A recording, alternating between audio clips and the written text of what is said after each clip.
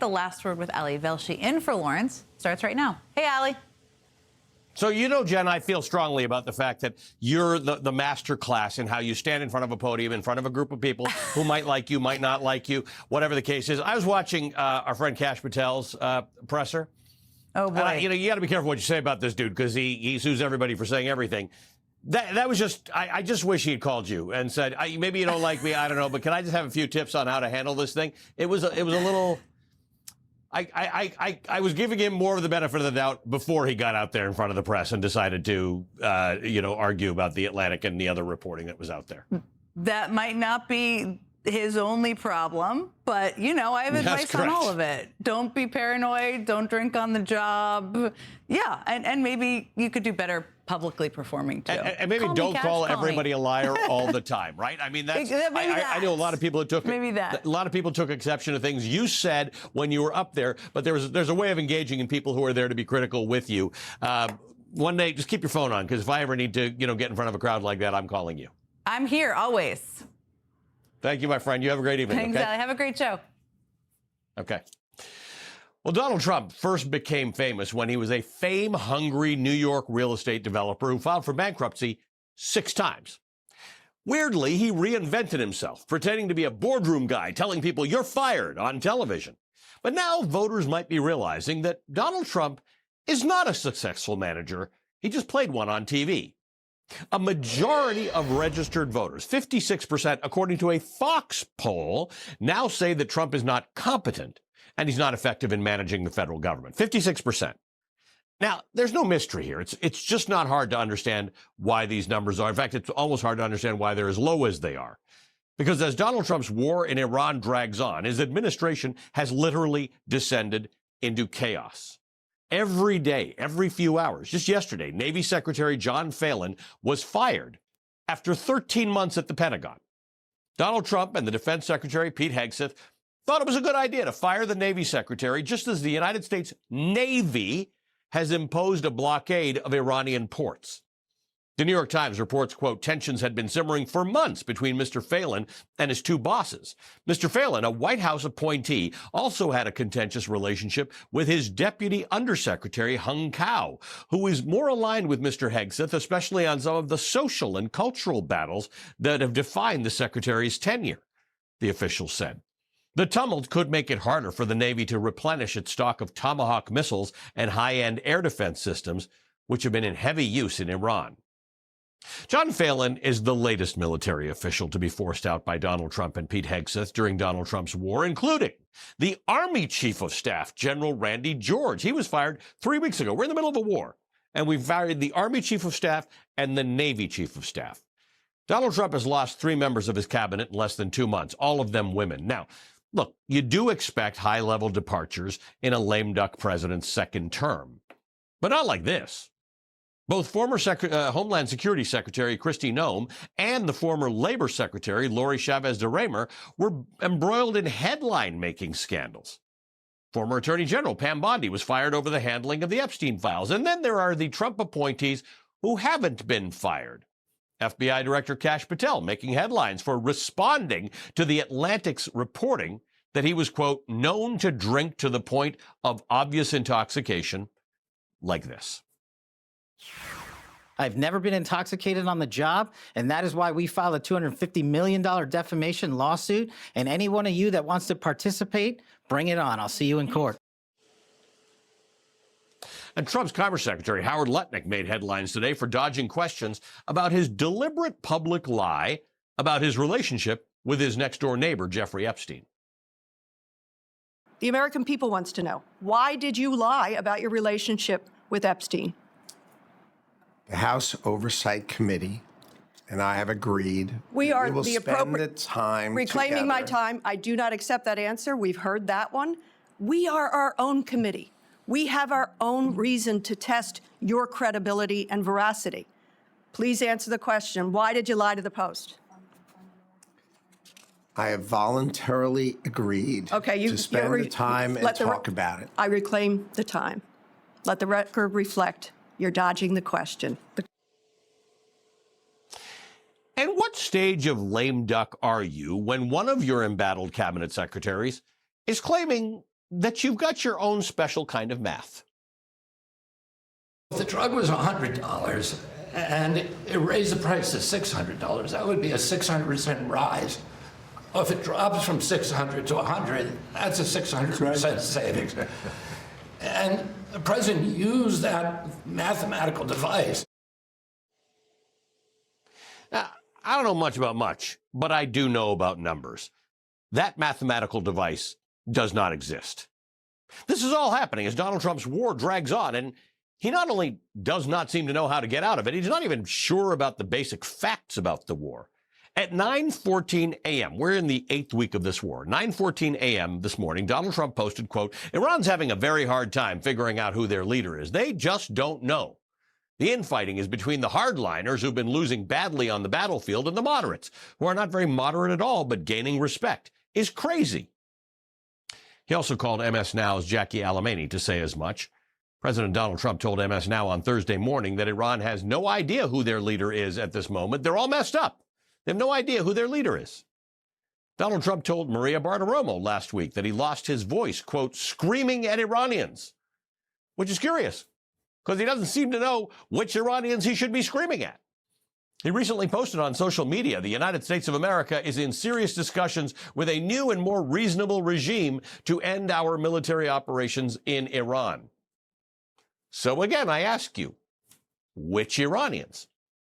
It's day 54 of supposed negotiations for a great deal with Iran, and Trump doesn't even know who we're supposed to be talking to. The New York Times reports, quote, "In reality, the Islamic Republic has not been toppled. Power is now in the hands of an entrenched hardline military, and the broad influence of the clerics is waning. The official interviewed say the generals view the war with the United States and Israel as a threat to the regime's survival. And after 5 weeks of fierce fighting, the generals are confident that they have contained the threat. At every juncture, they have taken the lead in deciding strategy and the use of resources." Back here, gas prices are still more than $4 a gallon and has been for most of the start of this war. This was Donald Trump's response when asked what he would say to the American people who want to know when the war will end and when those gas prices will go down. What do you say to the American people who question how much longer this will take? Obviously, you know that they are having higher. You're such a disgrace. Did you hear what I just said? Vietnam. How many years was Vietnam? I understand, sir, but how many years was Vietnam? Deadline, so well, I did my. I took the country out militarily in the first 4 weeks. I took it out militarily. Now all we're doing is sitting back and seeing what deal. I'm not asking anybody for more time. If you need more time, does that mean Americans should anticipate spending more on gasoline for the foreseeable future? For a little while. For a little while. New polling today from CNBC shows 6 in 10 Americans disapprove of Donald Trump's handling of the economy. I remind you, this is a topic on which he ran his election. And on inflation, that disapproval number climbs higher, only 30% approving, 69% disapproving. That's because American families are actually struggling to keep up. While the cost of food and gas continue to rise, the Trump administration is stripping funding for health care, safety net programs for Americans, but is willing to consider a financial lifeline for a dictatorial petrostate, the United Arab Emirates, a country that also happens to be a major Trump family enterprise funder. It's no wonder that tonight 63% of American voters believe that Donald Trump does not actually care about people like them. Leading off our discussion tonight is the Democratic Congressman James Walkinshaw of Virginia. He's a member of the House Oversight Committee and the Homeland Security Committee. Congressman, great to see you. Thank you for being here this evening. Thanks, Ali. Thanks for having me. We've had a lot of wars. Donald Trump talked about Vietnam. We've had, which, by the way, nobody ever declared a war. But, there's always debate about the war. And there are always people who look back on it and think, well, maybe I was on the wrong side of this thing. We're not even starting in a place where there's any consensus about whether this war should be happening, whether it is a war. Most of us believe it is, and what the justification is for it and what success looks like. It's kind of wild that literally every few hours, the narrative on this war changes. Yeah, look, Donald Trump made no effort to explain to the American people why he was engaging in this war. And I think the reason for that is he didn't know why the hell he's engaging in this war. He didn't have a plan going into it. He maybe thought it would be as simple and easy as Venezuela was, but now he's got us stuck. He's desperately looking for an off-ramp, but he clearly drove into a cul-de-sac, and we're at a stalemate. The negotiations are not moving forward. We're in a weaker strategic position today than we were before the war started, before 13 brave U.S. service members lost their lives, before $30 to $40 billion of American taxpayer money was spent there. We're in a weaker position today. It's an absolute, utter failure. One of the things that the Pentagon Papers showed us was that the U.S. government, the administration, had been lying to Congress and the American people about what was actually happening in Vietnam. But it took like people sneaking papers around and journalists publishing it. This is out in the open. Donald Trump said things like that we've taken their entire military out, that their entire Navy is at the bottom of the sea. These are provably wrong things that he's saying. And it was clear that the intelligence leading into this war dictated that what happened was exactly what was going to happen. Yeah, he also keeps saying that the Iranians have agreed to his conditions, and then 5 minutes later, the Iranians come out and say, we haven't agreed to anything. He's making it up as he goes along. And it would be funny if the American people weren't paying the price, right? We got $4 a gallon gas prices, home interest rates rising, farmers paying more for diesel and fertilizer. The American people are paying the price for this catastrophic foreign policy failure, one of the biggest blunders in modern history. Now, we've seen Donald Trump's approval ratings low and sort of stuckish. This last week, we've seen numbers that are lower than typical, even for Donald Trump. He's down in sort of, depending on what polling you're looking at, as low as 33%. He seems to have a floor at about a third of Americans. But at this point, what we can't find is Americans who, while they support Donald Trump, can explain some of these actions. I think if you ask 10 people why we're at war with Iran, 13 of them couldn't tell you why we're at war with Iran.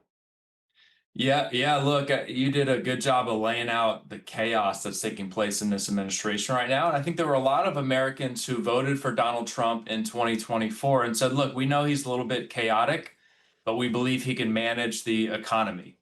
Now They're learning his chaos is damaging the economy and damaging the pocketbooks of hardworking American families. And they're saying, this ain't what I voted for. I didn't vote for $4 a gallon gas prices, higher interest rates, higher diesel costs, higher fertilizer. That isn't what American people thought they were getting, and they're realizing it. And I think that's one of the reasons he and his Republican sycophants in Congress are struggling so much politically right now.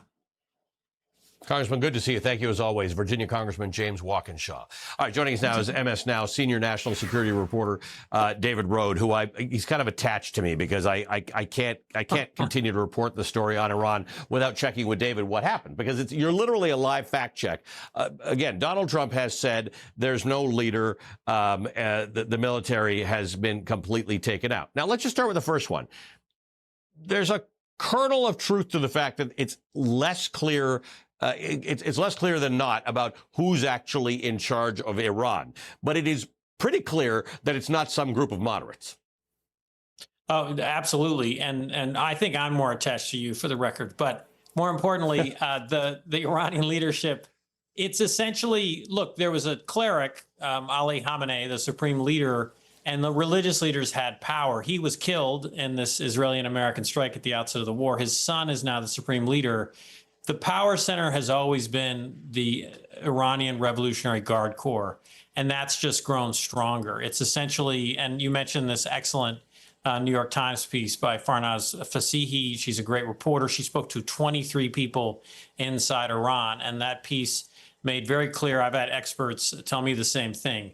It's a new, more hardline regime that's really no different than the last regime, but it's dominated by these generals.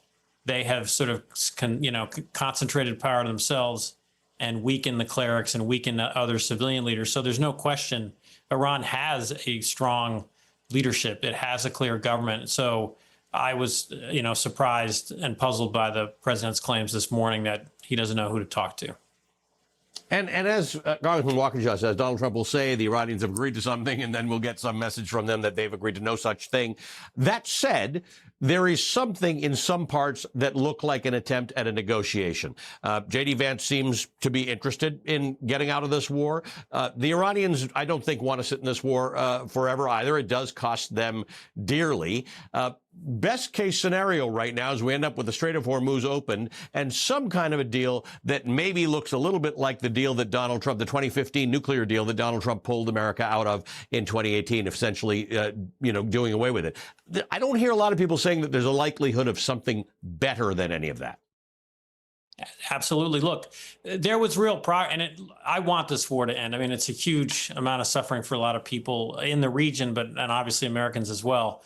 The big step forward was that ceasefire last Friday in Lebanon. It was a meeting in Washington. Secretary of State Marco Rubio was there. It was really strong American diplomacy. And then within the next day or so, the president announced the blockade of Iran's ports. And I think it's the second time that there's just a bad strategy, I suspect, driven by Pete Hegseth and other hawkish people, that the belief is we're going to blockade their ports and they're just going to, give up. And it was almost the same approach as we're going to bomb the country and they're going to give up. And that hasn't happened. And I've been working on a story that'll run tomorrow morning with our colleague, Julia Jester. We talked to economic experts, and it's essentially, the strait is closed in both directions now, the Strait of Hormuz. There's nothing going into Iran. They can't sell oil. There's no oil coming out of the Strait of Hormuz that helps the world. So who can withstand that kind of economic pressure longer? The vast majority of experts we talked to said Iran. They've lived under sanctions for decades. Yes, it hurts them to not be able to sell oil. They're going to be short on cash, but they grow most of their food now. Again, they've adjusted to the sanctions. And sadly, they can also hang in longer because they're not a democracy. Iranian people can suffer, and they really don't have a way to hold their government accountable. Right. The popularity polls don't matter in Iran. Important point to point out, because there are a lot of people in the world who would like to see something that looks a little more like democracy coming to Iran, but that looks far off for now. David, thanks. I look forward to your piece with Julia tomorrow morning. MS Now's David Rode. All right, coming up. Now Donald Trump wants public companies not to claim refunds for the tariff money that he illegally took from them because he will, quote, remember them. In other words, nice business you have there. Shame if something were to happen to it. That's next.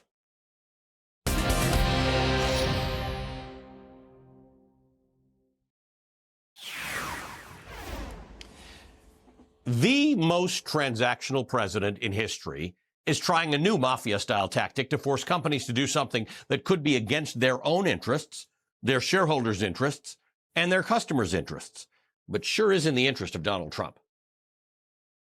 There's a whole number of very large companies, including Apple and Amazon and others, that have not sought reimbursements yet for the tariffs, meaning they haven't tried to collect refunds. And from what I understand, part of the reason that they have waited is because there is a worry about, frankly, offending you. Would you find it offensive for them to try to collect a refund? I think it's brilliant if they don't do that. I actually think if they don't do that, they got to know me very well. I'm very honored by what you just said. If they don't do that, I'll remember them. If they don't do that, I'll remember them. That is some mob boss talk right there. That is the President of the United States directly pressuring companies not to claim the refunds to which they are legally entitled for unconstitutional and illegal tariffs that they were charged. Kind of like if you were entitled to a tax refund, but you were encouraged by the government not to take it.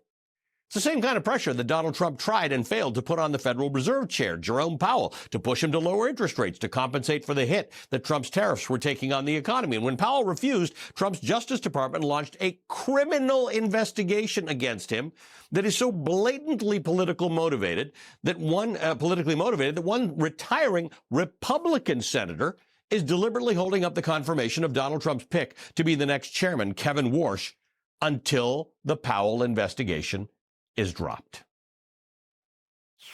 If this investigation, which on its face looks bogus, wasn't happening, we'd be voting to send Mr. Warsh out of committee next week or the week after, and he'd be seated by the 15th. And that's still possible if we just get past this bogus investigation. But Trump won't give up the ghost, not even after a federal judge threw out federal subpoenas for Powell for being baseless. Jeanine Pirro's office sent federal prosecutors to the construction site at the Federal Reserve headquarters in an unannounced visit. They were refused access, but some senators still care about the Fed's independence, and Kevin Warsh has done very little to convince them that he didn't promise to do Trump's bidding to get the job. You said to Senator Kennedy that President Trump never demanded you to cut interest rates in your job interview. Is that your sworn testimony? That is, Senator. Okay. Well, someone here is lying then, because it's either you or President Trump. Because in an interview with the Wall Street Journal of December 12th, President Trump confirmed that he pressed you on your commitment to support interest rates cuts. Senator, there's, of course, a third alternative. You cite a couple of reporters for a leading financial newspaper. I recall reading that story at the time. Did you issue a correction? I think those reporters either need better sources or better journalist standards. Yes, it's the journalist's fault. Joining us now is Ron Insana. He is a veteran journalist and the author of The Message of the Markets on Substack. Ron, thank you for being with us. Kevin Warsh, not everybody knows his name. He's on the Fed. He's Trump's nominee for Fed chair. I remind people, Jerome Powell was Trump's nominee for Fed chair. He likes to say that Joe Biden made him the chair. He didn't. On paper, Kevin Warsh meets the standards, which is quite something for senior officials in this government. He actually does. But Kevin Warsh, in his time on the Fed, has voted in a way that supports Donald Trump. I mean, he's sort of out of line with the mainstream thinking on the Fed to start with. So this idea that he's somehow some independent maverick doesn't hold up to what little scrutiny we already have. Well, he was a maverick in the sense, and I was talking to Kevin during the depths of the financial crisis in 2008 when he was opposed to Federal Reserve Chair Ben Bernanke lowering interest rates to zero, engaging in what we called unconventional monetary policies to save the banking system and prop up the U.S. economy. Kevin was worried about inflation at a time when we were going through a massive deflationary event and was wrong really on the arc of inflation in the 10 or 12 years after that. So in that sense, Ali, he was a maverick. He was a maverick on the wrong side. Now, if he wants lower interest rates, he'd be doing so when inflation is above target, stock market is near all-time highs, and not an environment in which you would typically lower interest rates without threatening to accelerate inflation going forward. So maverick in one sense, but certainly not in the sense that we often understand it. So, Ron, you and I are pretty old, but we're not old enough to have been reporters during the last period in which inflation was a real massive threat to the actual underpinnings of the American economy. So people don't remember that this is super dangerous. I also would like lower interest rates. I think, generally speaking, people like lower interest rates. It allows them to borrow. It encourages them to spend. They buy houses. Factories expand. There are lots of good reasons to have lower interest rates. But boy, is inflation a hard problem to solve if it gets out of control. Yeah, and then what you're alluding to here, actually started in 1966 and lasted until 1981. I was just looking at a stat today that I think people forget just how dramatic inflation was in the early 80s, particularly, again, if one, you weren't covering it, or two, you weren't living it. The average mortgage in 1981, a conventional 30-year fixed rate mortgage, got as high as 18.6%. So inflation gets out of control, as it did during that period. In 1980, inflation was 13%, unemployment was 11%, short-term interest rates were 20.5%, as then Chairman Paul Volcker was trying to crush inflation. By doing so, created two very large recessions. This is something you don't want to get out of control. You don't want to run away. And this is an environment in which lowering interest rates at a time where, as I said earlier, inflation is above expectations, there's real no strong justification as yet for Kevin Warsh's argument that we're going to go through some big productivity boom that's going to lower inflation on its own and give the Fed leeway to cut rates over time. Yeah, it'd be nice if that were true. Ron, this business about Donald Trump's conversation with Andrew Ross Sorkin, in which he basically said, I'll remember companies that don't ask for the refunds to which they're entitled. There's a portal open now. Companies can go and apply for their refunds. That's a weird thing to say.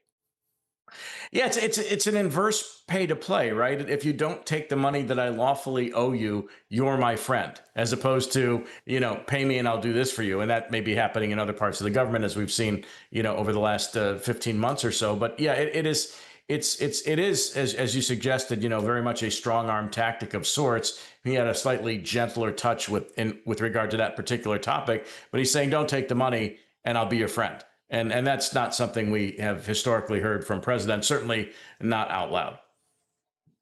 Ron, nice to see you as always. Thank you for joining me, my friend. Ron Insana is a veteran financial journalist, is the author of The Message of the Markets on Substack. All right, coming up, we've got fresh evidence tonight of how Trump's war is helping tank America's standing in the world. Professor Timothy Snyder calls what's happening now under Trump a superpower suicide. Tim joins me next.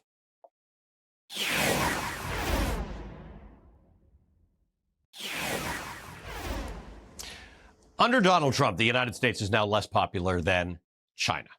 According to Gallup, China surpassed the United States in global approval ratings in 2025 with a median of 36% approving of China's leadership compared with 31% for the U.S. Now, at the same time, disapproval of U.S. leadership rose to a record high, 48%, while China's disapproval rating remained flat at 37%. And Donald Trump's recent attacks on Pope Leo, the American-born international leader of the world's 1.3 billion Catholics, seems to have backfired spectacularly.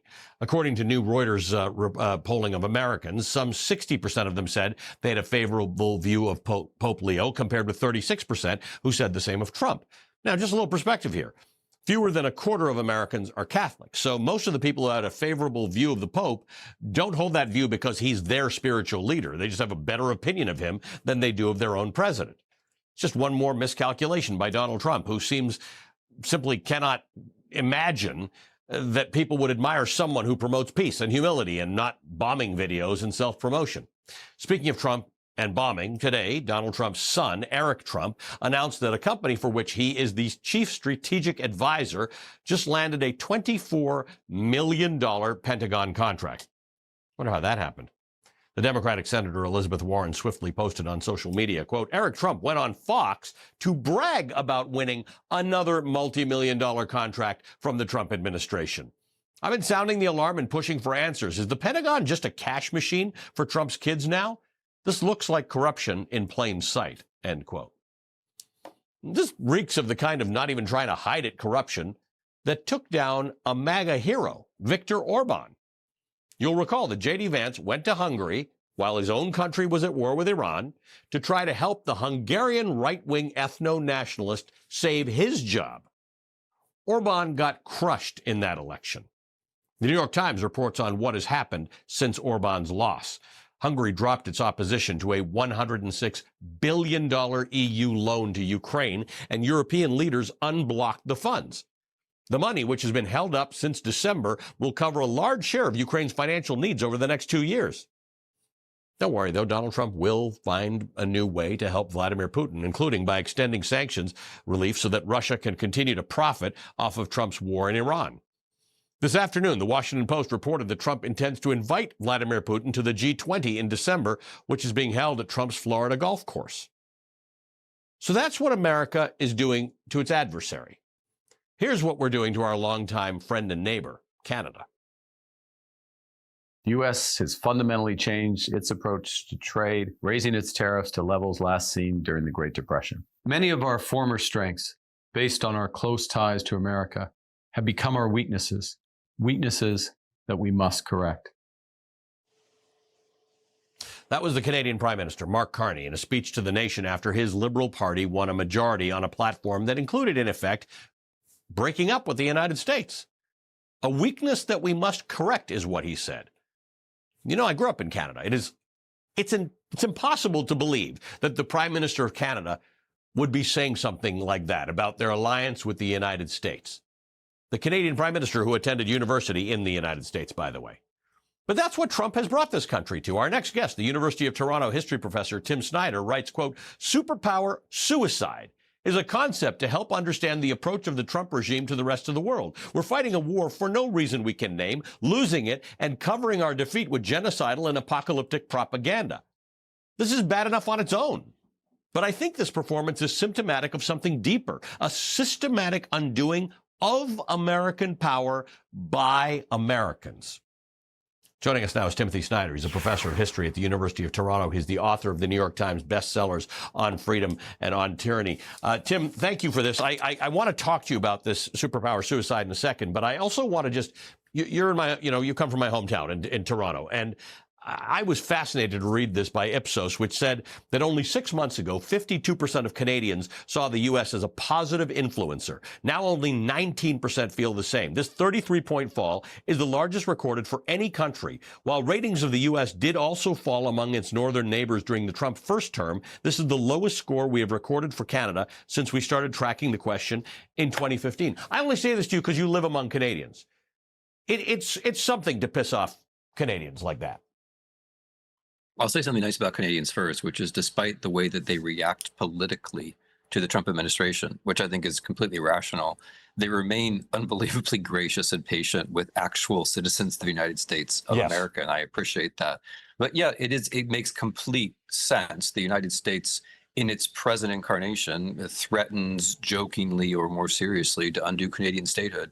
American leaders act as though Canadians aren't real people who have a sense of dignity about their own country. But if you push them, it turns out that they very much do.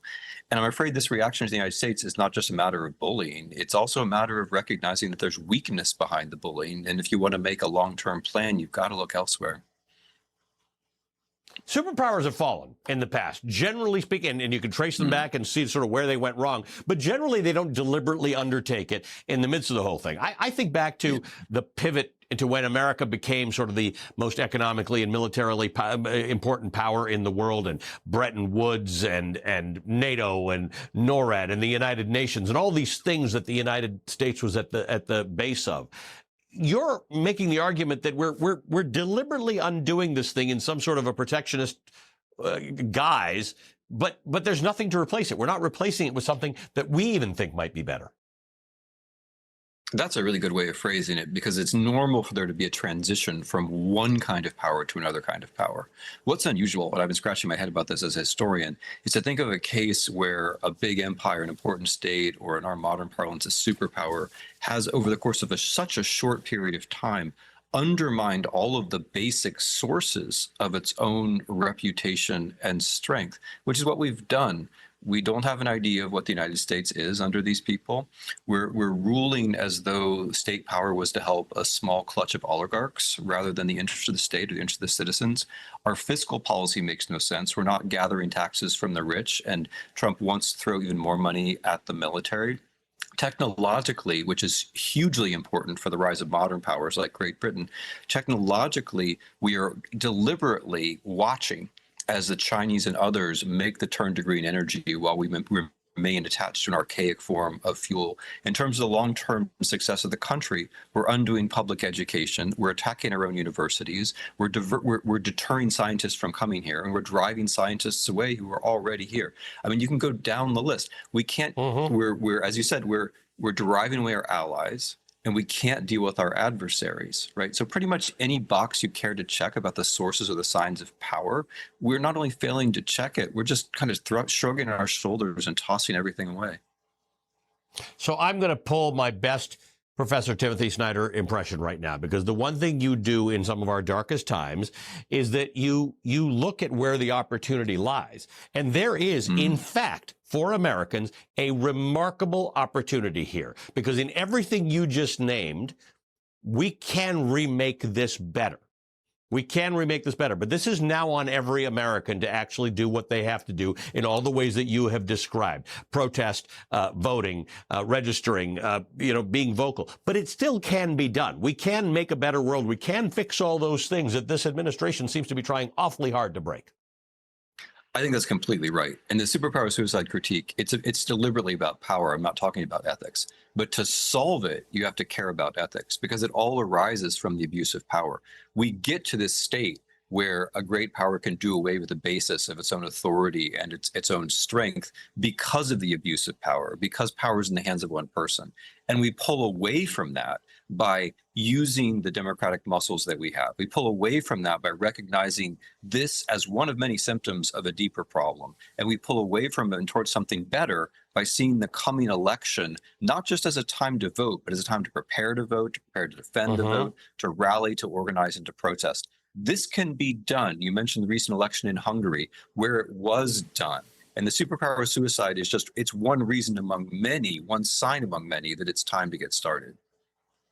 And I'm going to be talking to Leah Greenberg in a moment about protests that are coming up on May Day, on May 1st. But I want to talk about Hungary because I like to think it's a good example of what can happen in the face of a government that is oppressive and difficult.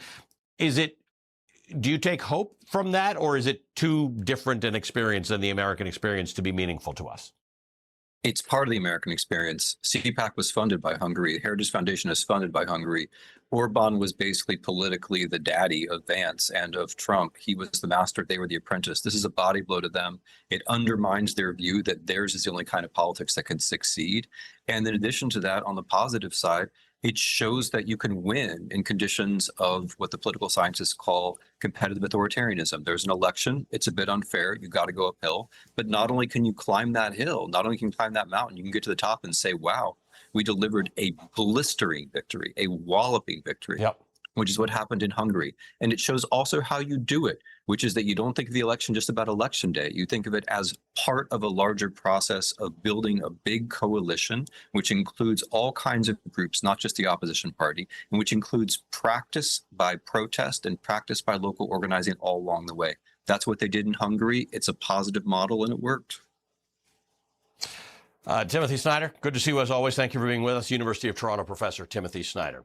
All right, coming back. You got to fight back. That was the overwhelming message from Virginia voters who fought back this week against Donald Trump's effort to keep Mike Johnson the majority leader in the House of Representatives. Next week, we'll bring another chance for voters all across the country to show up and protest, this time with a special focus on the billionaires who are distorting our politics. Leah Greenberg, the co-founder of Indivisible, the group behind No Kings, joins us next.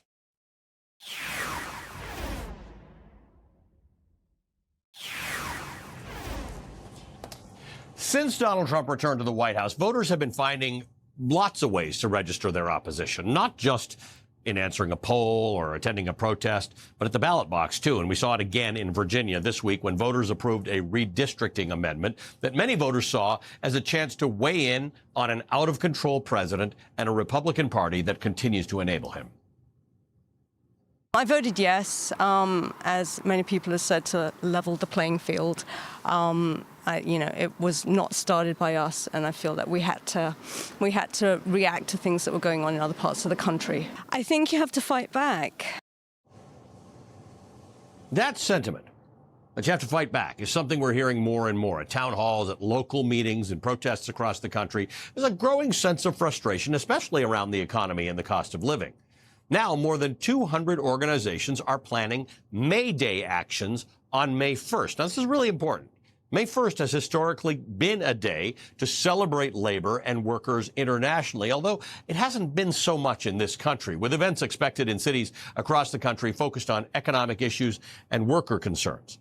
Now, Indivisible, the community action network that was part of the nationwide No Kings protests, is encouraging people to take part in this. This is not a centralized protest, and different communities are planning to express their opposition in different ways. Some organizers are urging people to skip work or school if they can, and to avoid spending money on May 1st. No work, no school, no shopping for the day. Think about that. Organizers describe this as a form of collective economic pressure in response to an administration trampling rights and prioritizing billionaires over working people. And remember, before there was no Kings, there was no Musk. The very first Indivisible protest of the Trump 2.0 era was against Doge and Elon Musk because people saw this billionaire gleefully wanting to take a chainsaw to their government and their services, their fellow workers, and strutting around the Oval Office like he owned the place, and decided a year ago this month to say hands off to Musk and his minions. The stuff works. Joining us now is Leah Greenberg, co-founder and co-executive director of the Indivisible Project. Leah, thank you for being with us. And again, thank you for all your work. Let's discuss protests, like May 1st. Let's talk about sort of an economic protest. How do you do something like that and make it effective? Because as you and I pointed out, sometimes it's great to see great crowds of people and aerial shots. But in fact, economic protests can be more effective or differently effective in different ways. But how do you protest on May 1st and let someone know that you're doing so? Well, look, we're thinking about this in terms of a slightly different strategy than some of our previous protests. No Kings is about getting the big popular front together for a major public show of defiance. This is actually about digging in and thinking about our leverage. What kind of leverage do we have as workers, as consumers, as students, as the people who actually power the economy in this country? And so this is a moment in which we are asking people to participate in a collective economic disruption that says no business as usual. We're tired of our country putting billionaires over workers. We want to see workers over billionaires. What does one, if one decides that they would like to take some action on May 1st, how do you do, what are the ways in which you do that register your protest and keep you safe? Are you boycotting all businesses, or are you supporting local businesses but making sure you're not supporting big ones? Are you canceling the subscriptions to the media companies who you don't agree with? Are you telling work that you're not coming in because you're protesting? Depending on your individual circumstances, you might do some of those things or all of those things. What we are asking people to do is to participate in the ways that are meaningful and viable for them. That might mean calling in sick to work. That might mean that might mean boycotting consumer purchases for the day. That might mean reaching out to your local businesses and asking them to join you in participating in May Day and closing up for the day, and being in partnership and relationship with them on an ongoing basis. What we're asking people to do is participate in some form in this collective act of economic disruption in order to send that shared message that we are the people who actually power the economy. Protests in this country and in other countries that have worked specifically as they relate to workers or school or economic boycotts. Apartheid was a very good example of this. They sometimes have a day around which they can organize, but it's never just a day. It's conceptualizing the idea that you have power as a worker, you have power as a student, you have power as a consumer, but it could take a long time. That's exactly right. And what we're seeing is that the organizing and the actions right now are kicking off conversations in workplaces, in communities, among people who are already organizing about how do we more effectively leverage, how do we build as coalitions together, what more can we do to ensure that our economic power supports the values and the kind of society that we want to see, and that we're not putting all of that in the service of corporations that are ultimately fueling this destructive agenda from the White House. Leah, it's always great to talk to you. It's empowering. Thank you again for what you do, and thank you for being with us tonight. Great to be here.